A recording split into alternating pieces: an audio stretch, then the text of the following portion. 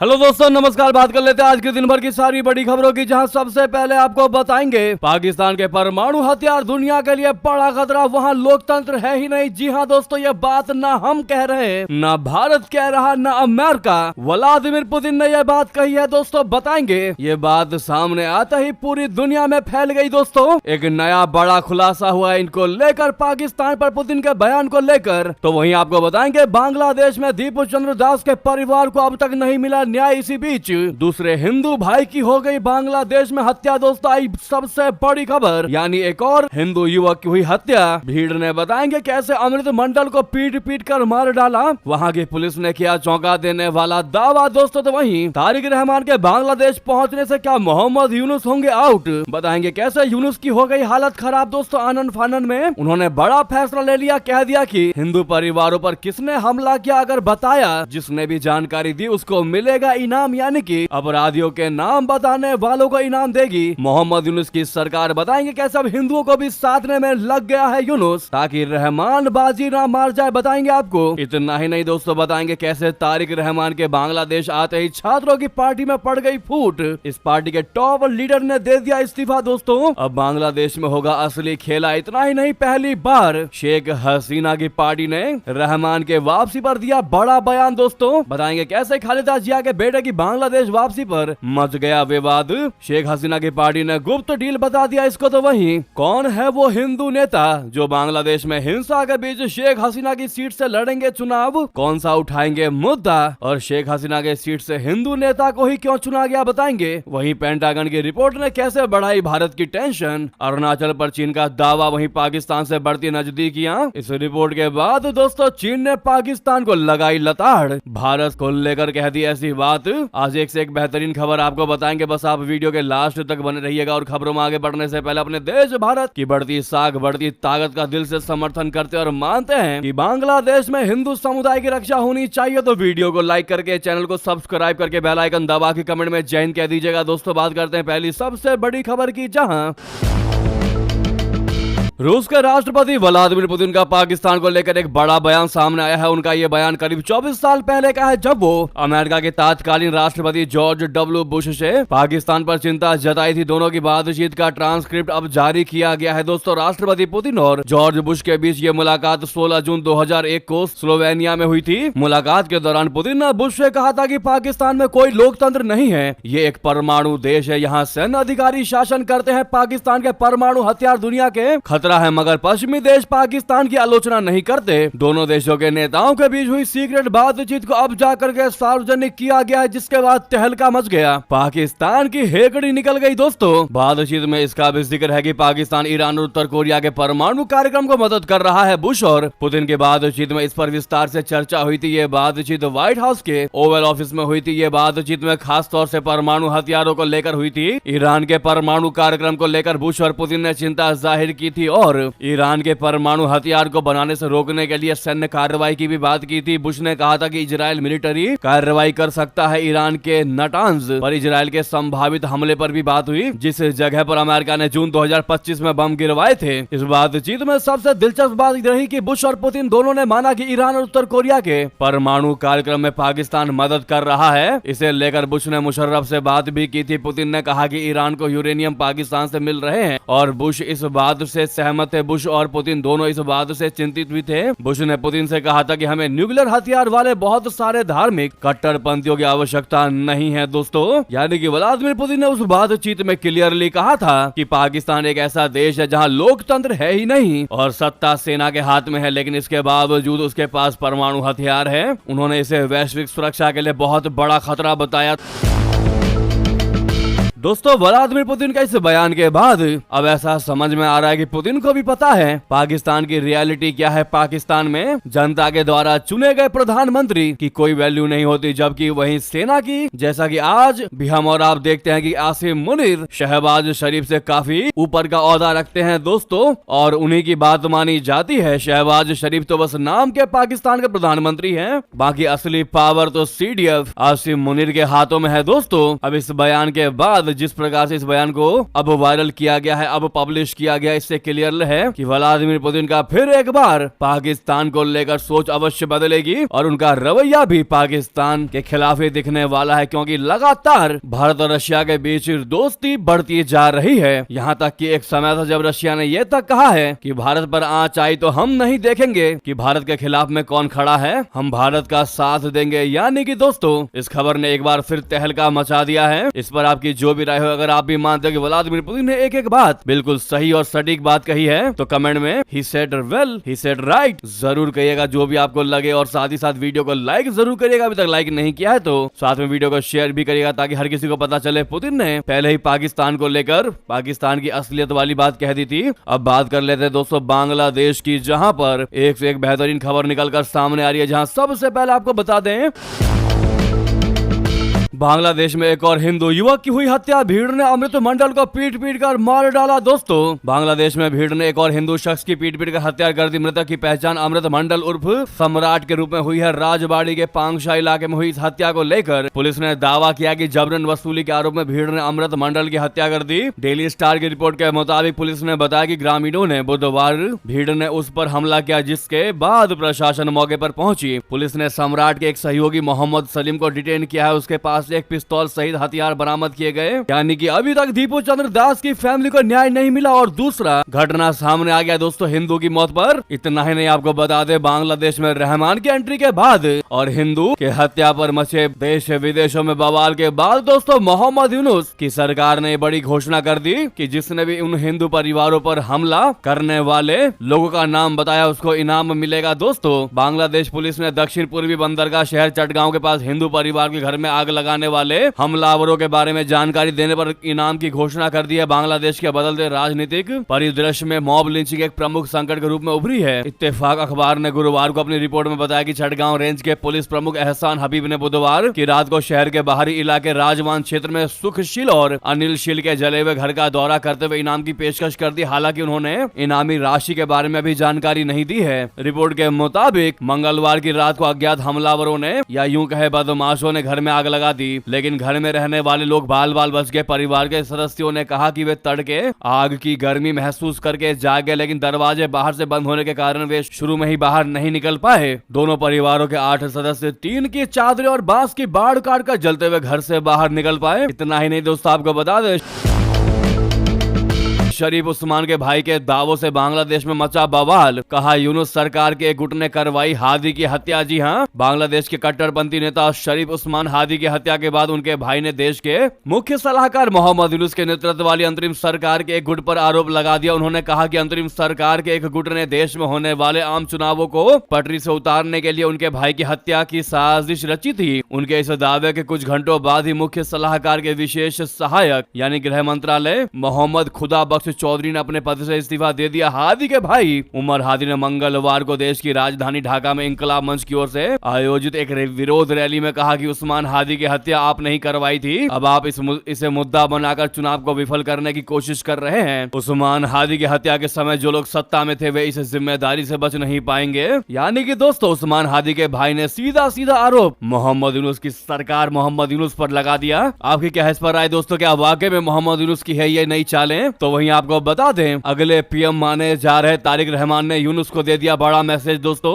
London में निर्वासन में 17 साल गुजारने के बाद बांग्लादेश लौटे बांग्लादेश नेशनलिस्ट पार्टी बोले तो बीएनपी कार्यवाहक अध्यक्ष तारिक रहमान ने अपने पहले भाषण में गुरुवार को कह दिया कि उनके पास देश के लिए एक योजना है और यह देश की सभी धर्मों के लोगों का है। रहमान का यह भाषण मोहम्मद यूनुस के लिए किसी सख्त मैसेज से कम नहीं है, क्योंकि उनके राज में बांग्लादेश में हिंदुओं के खिलाफ बड़े पैमाने पर हिंसा हुई। रहमान को बांग्लादेश का अगला प्रधानमंत्री के तौर पर भी देखा जा रहा है। फरवरी में बांग्लादेश में आम चुनाव होने हैं दोस्तों। जैसे ही रहमान ने अपना भाषण शुरू किया तो वहां मौजूद लाखों समर्थकों की भीड़ तालियां बजाने लगी। स्थानीय मीडिया ने रहमान के हवाले से कहा कि बांग्लादेश मुसलमानों, हिंदुओं, बौद्धों और ईसाइयों सबका देश है। उनकी पार्टी एक सुरक्षित बांग्लादेश का निर्माण करना चाहती है, ऐसा बांग्लादेश जिसका सपना हर माँ देखती है, एक ऐसा बांग्लादेश जहाँ महिलाएं, पुरुष और बच्चे सुरक्षित रूप से अपने घर से निकल सके और वापस लौट सके।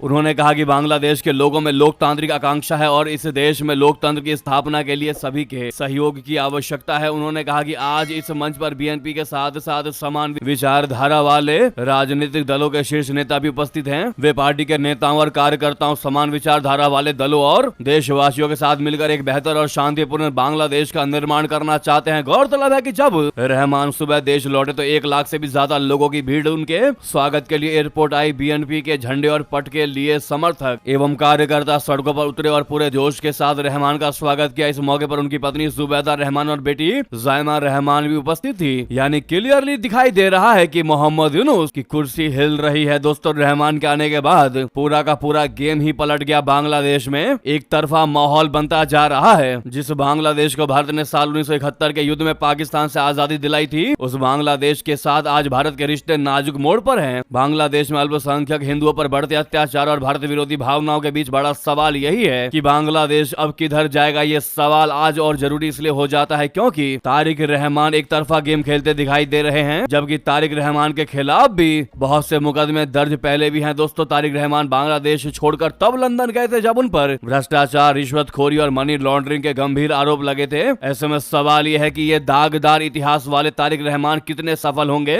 बांग्लादेश के चुनाव में। बांग्लादेश को लोकतांत्रिक देश बनाने में क्या शेख हसीना की पार्टी की बराबरी कर पाएंगे? दोस्तों, ये उससे आगे निकल जाएंगे? क्या बांग्लादेश में अब भारत विरोधी ही पार्टियां होंगी या फिर तारिक रहमान के पीएम बनने के बाद उनकी पार्टी की जीत के बाद क्या भारत के साथ रिश्ते सुधरेंगे? ये कई सवाल ऐसे हैं दोस्तों जो ये अभी कहना काफी मुश्किल है, लेकिन आने वाला समय इन सब बातों का सही और सटीक जवाब देगा। बहरहाल, आपको क्या लगता है दोस्तों, जरूर कमेंट कीजिएगा, आपको बता दें। साथ ही साथ खालिदा जिया के बेटे की बांग्लादेश वापसी पर मचा विवाद। शेख हसीना की पार्टी ने खोली गुप्त डील की पोल। दोस्तों, तारिक रहमान की 17 साल बाद बांग्लादेश वापसी के बाद पड़ोसी देश में राजनीति गरमा गई है। पूर्व प्रधानमंत्री शेख हसीना की पार्टी अवामी लीग के छात्र संगठन बांग्लादेश स्टूडेंट्स लीग ने उनकी वापसी को लेकर गंभीर आरोप लगा दिए। बांग्लादेश स्टूडेंट लीग के अध्यक्ष सद्दाम हुसैन ने कह दिया कि तारिक रहमान की घर वापसी किसी लोकतांत्रिक सुधार के लिए नहीं, बल्कि अगले साल फरवरी में होने वाले संसदीय चुनाव को एक तरफा करने के लिए किए गए पिछले दरवाजे के समझौते यानी बैकडोर डील का हिस्सा है। उनका दावा है कि इससे देश में राजनीतिक स्थिरता नहीं आएगी बल्कि ध्रुवीकरण और ज्यादा बढ़ेगा। सद्दाम हुसैन ने कहा कि जब पहले तारिक रहमान सत्ता के करीब थे तब देश में कानून व्यवस्था बिगड़ी, उग्रवाद बढ़ा, अल्पसंख्यकों पर अत्याचार हुए और भ्रष्टाचार के मामले सामने आए। उन्होंने ये भी आरोप लगाया कि तारिक रहमान कई मामलों में दोषी रह चुके हैं और न्यायिक प्रक्रिया को दरकिनार कर वापस लाए गए हैं। तो वहीं सबसे बड़ी खबर, सबसे बड़ी जानकारी, बांग्लादेश में हिंसा के बीच शेख हसीना की सीट से चुनाव लड़ेंगे ये हिंदू नेता। उठाएंगे कौन सा मुद्दा, बता दें। जैसा कि हमने आपको सबसे शुरू में बताया दोस्तों, दीपू दास की मॉब लिंचिंग का मामला ठंडा भी नहीं हुआ था कि उग्रवादियों ने अमृत मंडल नाम के एक हिंदू युवक पर वसूली का आरोप लगाकर उसकी पीट कर हत्या कर दी। अल्पसंख्यकों के खिलाफ जारी अत्याचारों के बीच बांग्लादेश में आने वाले फरवरी 2026 को होने वाले आम चुनाव में एक हिंदू नेता को मैदान में उतारा गया है। बता दें कि बांग्लादेश के पूर्व मुख्यमंत्री शेख हसीना की पार्टी अवामी लीग ने पूर्व पीएम के निर्वाचन क्षेत्र से बांग्लादेश जातीय हिंदू मोहजोते की केंद्रीय समिति के जनरल सेक्रेटरी एडवोकेट गोविंद चंद्र प्रमाणिक को चुनावी मैदान में उतारा है। 12 फरवरी 2026 को होने वाले इस चुनाव में गोविंद गोपालगंज 3 यानी कोटालीपारा तुंगीपारा सीट से इंडिपेंडेंट कैंडिडेट के तौर पर अपना नॉमिनेशन लेटर फाइल करने की प्लानिंग कर रहे हैं। द डेली स्टार की रिपोर्ट के मुताबिक प्रमाणिक खुद को न्यूट्रल बताते हैं। उनका किसी भी राजनीतिक दल से कोई संबंध नहीं है और न ही वे कभी पार्टी की राजनीति में शामिल रहे हैं। प्रमाणिक ने कहा कि राजनीतिक दलों के निर्वाचित सांसद अक्सर दलीय अनुशासन के कारण आम लोगों की समस्याओं को नहीं उठा पाते हैं। मैं इस सीमा को पार करना चाहता हूं और जनता की ओर से बोलना चाहता हूं। दोस्तों, वहीं आपको बता दें, भगवान विष्णु जी की प्रतिमा पर क्यों चलाया बुलडोजर? भारत की आपत्ति के बाद अब थाईलैंड सरकार ने दी इस पर सफाई। दोस्तों, थाईलैंड द्वारा देश में स्थित भगवान विष्णु जी की प्रतिमा को बुलडोजर से गिराने पर भारत की कड़ी आपत्ति के बाद अब थाई सरकार द्वारा सफाई दी गई है। कहा गया है कि मूर्ति बॉर्डर पर सिर्फ एक सजावटी संरचना थी। मूर्ति को गिराने का वीडियो सामने आने के बाद भारत ने इस कार्रवाई की आलोचना की। इस पर गुरुवार को थाईलैंड के प्रधानमंत्री अनुटिन चार्नविराकुल ने कहा कि टूटी मूर्ति सैनिकों की जान या अंगों से तुलना नहीं की जा सकती। दोस्तों, थाई सरकार ने स्पष्ट किया है कि यह कोई धार्मिक स्थल नहीं था, बल्कि थाई कंबोडिया बॉर्डर के विवादित इलाके में सुरक्षा और इलाके पर नियंत्रण के लिए हटाई गई थी। ये कार्रवाई किसी धर्म का अपमान करने के इरादे से नहीं की गई थी। बयान में कहा गया कि वीडियो वायरल होने से गलतफहमियां हुई, जिसके लिए खेद है, लेकिन ये रजिस्टर्ड धार्मिक साइट नहीं थी। गौरतलब है कि भारत ने बुधवार को विदेश मंत्रालय से तीखा बयान जारी करके इसे दुर्भाग्यपूर्ण बताया। भारत की तरफ से कहा गया कि क्षेत्रीय दावों के बावजूद ऐसी अपमानजनक हरकतें हिंदू बौद्ध भक्तों की भावनाओं को चोट पहुंचाती हैं, जो हमारी साझा सभ्यता की विरासत है। कंबोडिया के प्राह विहार प्रांत के प्रवक्ता ने भी इसकी निंदा की और दावा किया कि मूर्ति उनके क्षेत्र के अन्य शेष इलाके में थी। तो दोस्तों वहीं आपको बता दें, पेंटागन की रिपोर्ट ने कैसे बढ़ाई भारत की टेंशन। अरुणाचल पर चीन का दावा, वहीं पाकिस्तान से बढ़ती नजदीकियां, वो भी नजदीकी ऐसी कि चीन जो है वो दुनिया का चौथा सबसे बड़ा हथियार निर्यातक तो बना ही बना, लेकिन पाकिस्तान उसका प्रमुख खरीदार बन गया। दोस्तों इस रिपोर्ट ने कई चौंकाने वाले दावे किए हैं। जैसा कि आप सभी को पता है, अमेरिका के रक्षा विभाग पेंटागन की चीन को लेकर एक रिपोर्ट आई है, जिसमें दावा किया गया है कि चीन वॉशिंगटन और नई दिल्ली की रणनीतिक साझेदारी के विस्तार पर अड़ंगा लगाने की कोशिश कर रहा है। मंगलवार को जारी हुई इस रिपोर्ट में चीन का पाकिस्तान के साथ सैन्य सहयोग और परमाणु हथियारों में तेजी से बढ़ोतरी को लेकर भी जोर दिया गया है। पेंटागन की रिपोर्ट में अरुणाचल प्रदेश पर चीन के क्षेत्रीय दावों को भी दोहराया गया है, जिसमें भारतीय राज्य को बीजिंग के घोषित मुख्य हितों का हिस्सा बताया गया है। रिपोर्ट्स के मुताबिक भारत के प्रति चीन का यह झुकाव व्यापक रणनीतिक चिंताओं से प्रेरित है, विशेष रूप से वॉशिंगटन का नई दिल्ली के साथ बढ़ता जुड़ाव। इसमें कहा गया है कि बीजिंग एलएसी पर कम हुए तनाव का फायदा उठाकर भारत और अमेरिका के बीच गहरे संबंधों को रोकने की कोशिश कर रहा है। बीते कई सालों से अमेरिका भारत को हिंद प्रशांत क्षेत्र में चीन के बढ़ते प्रभाव के संतुलन के रूप में देख रहा है। पेंटागन के दस्तावेज से पता चलता है कि बीजिंग को उम्मीद है कि भारत के साथ राजनयिक संबंध इस गठबंधन को मजबूत होने से रोक सकते हैं। दोस्तों पेंटागन की रिपोर्ट में एशिया और अफ्रीका में चीनी हथियारों की बढ़ती बिक्री पर चिंता जताई गई है। इसमें कहा गया है कि कई विकासशील देश पश्चिम के महंगे हथियारों की तुलना में कम लागत के कारण चीन से चीनी हथियार खरीद रहे हैं। रिपोर्ट में कहा गया है कि कई विकासशील देश विशेष रूप से अफ्रीका महाद्वीप के चीन के हथियार खरीदते हैं, क्योंकि वे पश्चिमी प्रणालियों की तुलना में कम खर्चीले हैं। लेकिन पाकिस्तान चाइना का सबसे प्रमुख खरीदार है हथियारों के मामले में। इतना ही नहीं दोस्तों, आपको बता दें, वहीं दूसरी तरफ अमेरिकी रक्षा मंत्रालय की इस रिपोर्ट पर भड़क गया चाइना। कहने लगा भारत के साथ संबंधों में दरार डालने की कोशिश कर रहा है अमेरिका की इस रिपोर्ट पर चीन ने तीखी प्रतिक्रिया दी। पेंटागन की रिपोर्ट में लगाए गए आरोपों को खारिज करते हुए चीन ने कह दिया कि यह दस्तावेज झूठे नैरेटिव गढ़कर देशों के बीच अविश्वास पैदा करने की कोशिश है। बीजिंग का आरोप है कि अमेरिका इस तरह की रिपोर्टों के जरिए अपनी सैन्य वर्चस्व नीति को सही ठहराना चाहता है। चीन ने यह भी कह दिया कि वो भारत के साथ रिश्तों को दीर्घकालिक और रणनीतिक नजरिए से देखता है। चीन के विदेश मंत्रालय के प्रवक्ता लिन जियान ने कह दिया कि यह रिपोर्ट चीन की सैन्य नीतियों को गलत ढंग से पेश करती है। उनका कहना है कि अमेरिका बार बार ऐसी रिपोर्ट जारी करके अंतर्राष्ट्रीय समुदाय को गुमराह करता है और टकराव की राजनीति को बढ़ावा देता है। जी हाँ दोस्तों, आपको क्या लगता है दोस्तों, यहाँ पर कौन सही है कौन गलत? लेकिन अच्छी बात यह है कि अमेरिका और चाइना भारत के लिए लड़ रहे हैं। इससे बड़ी बात हम भारतीयों के लिए और क्या ही हो सकती है। दोस्तों अपनी राय देना मत भूलिएगा। आपके हिसाब से क्या लगता है, आपको कौन सही है कौन गलत? अगली खबर की बात करते हैं, जहां पर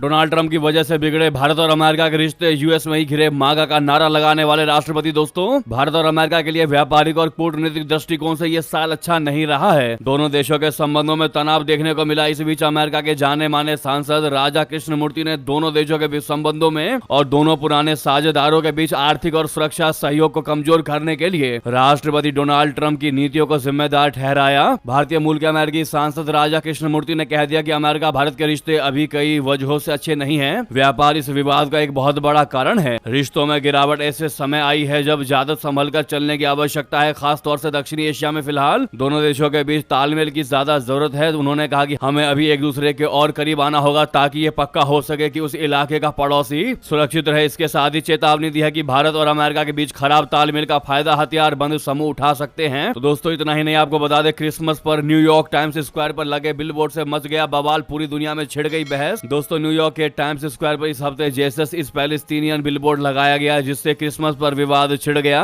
अमेरिकन अरब एंटी डिस्क्रिमिनेशन कमेटी यानी एडीसी की ओर से लगाए गए इस बोर्ड पर लिखे संदेश को कई लोगों ने भड़काऊ बताया। ब्रिटिश पर्यटकों ने खासकर इस पर चिंता जताई। इसे लेकर सोशल मीडिया एक यूजर ने कहा कि अमेरिका के शहर में ऐसे बिलबोर्ड को देखना थोड़ा आश्चर्यजनक है। दूसरे यूजर ने लिखा कि इतनी जीवंत जगह पर ऐसा खूबसूरत संदेश देखना अद्भुत है। ऐसे में सवाल यह है कि क्यों लगाया गया ये बिलबोर्ड। तो आपको बता दें, इस बीच एडीसी के राष्ट्रीय राष्ट्रीय कार्यकारी निदेशक आदिब अयूब ने स्पष्ट किया कि उनका संगठन साल के शुरुआत से ही टाइम्स स्क्वायर में विज्ञापन की जगह किराए पर ले रहा है और हफ्ते के हिसाब से इस पर विज्ञापन अपडेट करता है। उन्होंने कहा कि इसका उद्देश्य ईसाई, मुस्लिम और अरब अमेरिकियों के बीच संवाद स्थापित करना है, विशेष रूप से ऐसे समय में जब शहर में लोगों की आवाजाही सबसे अधिक होती है। उन्होंने कहा कि इस अभियान के पीछे का उद्देश्य अमेरिकी फर्स्ट है। तो दोस्तों वहीं आपको बता दें, क्रिसमस पर जेलेंस्की ने व्लादिमीर पुतिन के लिए मांगी मौत की दुआ, कहा उसका अंत हो जाए, उसका नाश हो जाए। दोस्तों यूक्रेन के राष्ट्रपति जेलेंस्की ने क्रिसमस की पूर्व संध्या पर एक संदेश जारी करके पूरी दुनिया का ध्यान अपनी ओर खींच लिया। हालांकि इस संदेश से रशिया यूक्रेन के बीच अमेरिका के शांति प्रयासों को बड़ा झटका लग सकता है। इस संदेश में जेलेंस्की ने न सिर्फ युद्ध खत्म करने के लिए 20 पॉइंट प्लान पेश किया है, बल्कि रूसी राष्ट्रपति पुतिन की मौत की कामना तक कर डाली। जेलेंस्की ने एक्स पर एक वीडियो मैसेज में कह दिया कि रशिया ने चाहे जितने भी दुख दिए हों, लेकिन वो यूक्रेन के भरोसे और हमारी एकता को खत्म नहीं कर पाए हैं। रूसी राष्ट्रपति पुतिन का नाम लिए बिना उन्होंने तीखी टिप्पणी करते हुए कहा कि आज हम सबका एक ही सपना है कि उसका अंत हो जाए, जैसा कि हर कोई मन में ही कहता है। उन्होंने आगे कहा कि हम भगवान से शांति की प्रार्थना करते हैं, जिसके लिए हम लड़ रहे हैं और जिसके हम हकदार हैं। तो वहीं दोस्तों अगली खबर की बात करते हैं, जहां पर आर्मी ने बदली सोशल मीडिया पॉलिसी। इंस्टाग्राम चला सकते हैं सैन्य कर्मी, लेकिन साथ में दे दी एक शर्त। जी हां, भारतीय सेना ने अपनी सोशल मीडिया पॉलिसी में एक बड़ा बदलाव किया। अब सेना अपने सैन्य कर्मियों को इंस्टाग्राम चलाने की इजाजत दे दी है, लेकिन शर्त यह है कि वे इसका इस्तेमाल सिर्फ व्यू ओनली मोड में कर सकेंगे। सेना के जवानों और अफसरों पर इस बात की पाबंदी रहेगी कि वे ना तो इंस्टाग्राम पर मेल जोल बढ़ाएं और ना ही उन्हें किसी भी कंटेंट को पोस्ट करने, लाइक या कमेंट करने की इजाजत मिलेगी, जैसा कि आम सोशल मीडिया यूजर्स कर सकते हैं। जवान नहीं कर सकते, वो सिर्फ रील को वॉच कर सकते हैं। दोस्तों वहीं आपको बता दें, राबड़ी देवी ने खाली किया आवास, रात के अंधेरे में शिफ्ट किया जा रहा सामान। दोस्तों बिहार में नई सरकार बनने के बाद केवल मंत्री परिषद ही नहीं बदला, बल्कि अब नेताओं के सरकारी ठिकानों का पता भी बदलने लगा है।